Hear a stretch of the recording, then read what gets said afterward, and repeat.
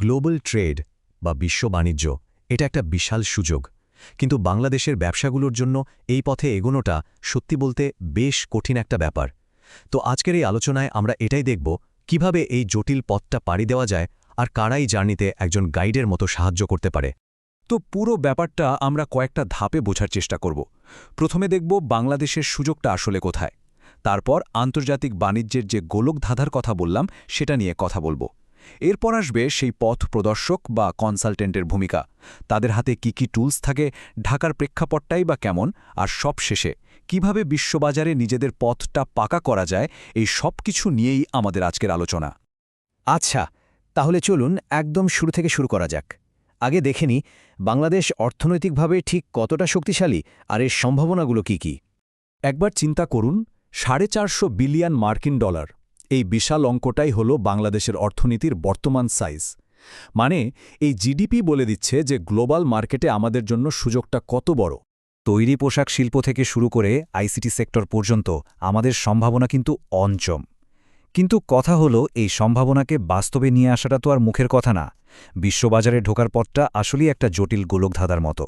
তো চলুন এবার সেই গোলকধাঁধার ভেতরে একটু ঢোকা যাক আর বোঝার চেষ্টা করি একটা ব্যবসাকে ঠিক কি চ্যালেঞ্জ ফেস করতে হয়।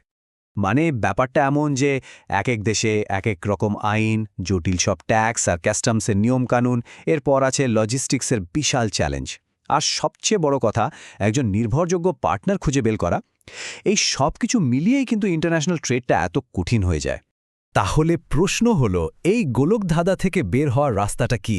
এখানেই আসলে ইন্টারন্যাশনাল ট্রেড কনসালটেন্টদের দরকার হয়।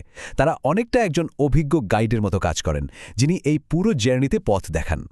সহজ কথায় একজন ইন্টারন্যাশনাল ট্রেড কনসালটেন্ট হলেন সেই এক্সপার্ট যিনি একটা ব্যবসাকে অন্য দেশে বাণিজ্য করতে সাহায্য করেন। তাদের মূল কাজই হল ঝুঁকি কমানো, লাভ বাড়ানো আর ব্যবসাকে বিশ্বজুড়ে ছড়িয়ে দিতে সাপোর্ট দেওয়া। মানে তারা শুধু একজন উপদেষ্টা নন, বরং বিজনেসের একজন স্ট্র্যাটেজিক পার্টনার। আচ্ছা, এবার চলুন একটু ডিটেলসে যাই। একজন কনসালটেন্ট আসলে ঠিক কি কাজ করেন? তাদের সার্ভিস বা টুল কিটে কি থাকে যা একটা ব্যবসাকে সফল হতে সাহায্য করে? দেখুন, বোঝার সুবিধার জন্য একজন কনসালটেন্টের কাজকে আমরা মোটে দাগে 3 ভাগে ভাগ করতে পারি। প্রথমটা হলো স্ট্র্যাটেজিক গাইডেন্স বা কৌশলগত পরামর্শ দেওয়া। দ্বিতীয়টা হলো সেই প্ল্যানটা বাস্তবে রূপ দেওয়া, মানে প্র্যাকটিক্যাল এক্সিকিউশন। আর 3 নম্বর, যেটা এই যুগে সবচেয়ে জরুরি, সেটা হলো ডিজিটাল অ্যাক্সেলারেশন বা ডিজিটাল প্ল্যাটফর্মে ব্যবসাকে দ্রুত এগিয়ে নেওয়া। প্রথমেই আসি স্ট্র্যাটেজিক গাইডেন্স নিয়ে। ভাবুন তো, একজন কনসালটেন্ট অনেকটা একজন গোয়েন্দার মতো কাজ করেন। তারা মার্কেট রিসার্চ করে বের করেন যে কোন দেশে কোন পণ্যের চাহিদা সবচেয়ে বেশি, আর শুধু তাই না, সেই মার্কেটে ঢোকার সবচেয়ে সহজ আর লাভজনক রাস্তা কোনটা সেটাও তারা বাতলে দেন। কিন্তু শুধু ভালো প্ল্যান করলেই তো হবে না, সেটাকে কাজে পরিণত করাটাই আসল কথা। আর এখানেই আসে বাস্তব প্রয়োগের বিষয়টা। একজন কনসালটেন্ট কিন্তু এক্সপোর্ট ইম্পোর্টের সব কাগজপত্র তৈরি করা থেকে শুরু করে একজন ভালো বায়ার খুঁজে দেওয়া, এমনকি পণ্যটার ঠিকঠাক মতো পৌঁছানো পর্যন্ত সব কিছুতে হাতে কলমে সাহায্য করেন। আর আজকের দিনে ডিজিটাল প্রেজেন্স ছাড়া তো গ্লোবাল মার্কেটে টিকে থাকা প্রায় অসম্ভব, তাই না?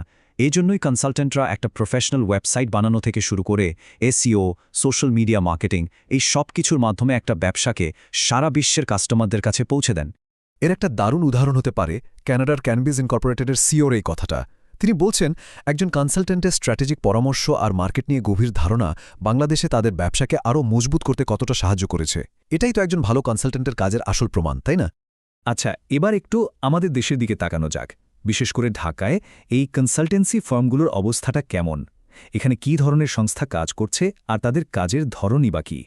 ঢাকার কনসালটেন্সি ফার্মগুলোর মধ্যে কিন্তু বেশ বৈচিত্র্য আছে। যেমন ধরুন, পিডব্লিউসি বা কেপিএমজির মতো গ্লোবাল ফার্মগুলো বড় বড় কোম্পানি ট্যাক্স বা কমপ্লায়েন্স নিয়ে কাজ করে। আবার লাইট ক্যাসল পার্টনার্সের মতো ফার্মগুলো ডেটা আর রিসার্চের ওপর বেশি জোর দেয়। অন্যদিকে টিএনআইবি এর মতো কিছু ফার্ম আছে যারা সরাসরি বায়ার সেলার মিটিয়ে দেওয়ার মতো প্র্যাকটিক্যাল কাজগুলো করে। তবে শুধু সরাসরি কনসালটেন্সি কিন্তু সব না। এই পুরো ইকোসিস্টেমের একটা খুব গুরুত্বপূর্ণ অংশ হল উদ্যোক্তা আর প্রফেশনালসদের দক্ষতা বাড়ানো। কারণ দিনের শেষে সঠিক ট্রেনিং আর জ্ঞান না থাকলে তো আর লম্বা সময় ধরে ইন্টারন্যাশনাল মার্কেটে টিকে থাকা যায় না। এই স্লাইডটা খুব পরিষ্কারভাবে দেখাচ্ছে যে অনলাইন ট্রেনিং একাডেমির মতো প্ল্যাটফর্মগুলো গতানুগতিক পড়াশোনা থেকে কতটা আলাদা। মানে বইয়ের থিওরির বদলে এরা ফোকাস করে একদম রিয়েল বিজনেস চ্যালেঞ্জের ওপর। এমন সব কৌশল শেখায় যা শেখার সাথে সাথেই বিজনেসে কাজে লাগানো যায়। তো আমরা আলোচনার প্রায় শেষ দিকে চলে এসেছি। চলুন এবার এক নজরে দেখে নেই একজন কনসালটেন্টের সাথে কাজ করলে মূল সুবিধাগুলো কি কি, আর এটা কিভাবে একটা ব্যবসাকে অন্যদের থেকে এগিয়ে রাখতে পারে। তাহলে সারমর্মটা কি দাঁড়ালো?